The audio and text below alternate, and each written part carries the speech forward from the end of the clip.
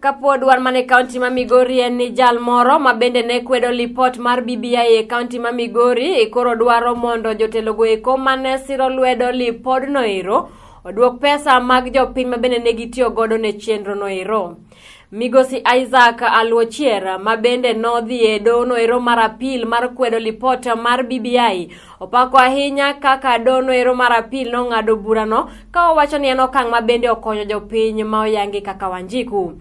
Aluochiera oseyo ahinya ker ma pacho kaendi moluor Uhuru Kenyatta kod jotelo mamoko mane siro lipot mar BBI kuom tiyo kod omenda mag jopiny e yono ero ma ok owinjore ka owacho ni omenda go eko nyaka koro duoki.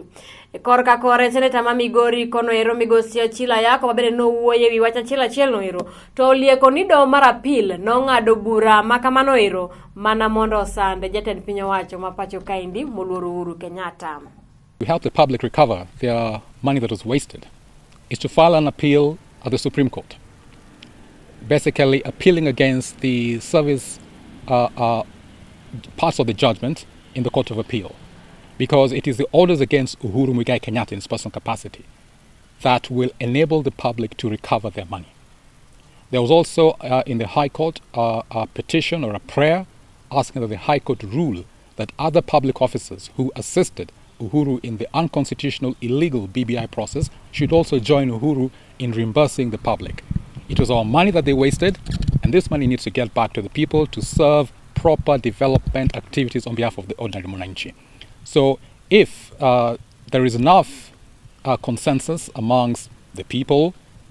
maybe there might be a case for taking it to the court, to the Supreme Court and argue that particular point and try and get that aspect sorted out. Because up to now, Article 225, Clause 5, which is the one that deals with public officers who engage in illegalities, and those illegalities result in the public losing money, they need to reimburse the public purse for the money they've wasted. So far, despite the 10 years of the Constitution, there has been no serious order upholding that particular article of the Constitution. And now, because the whole country knows their money was wasted, this is a time to put to practice that particular provision of the Constitution that the public gets their money back.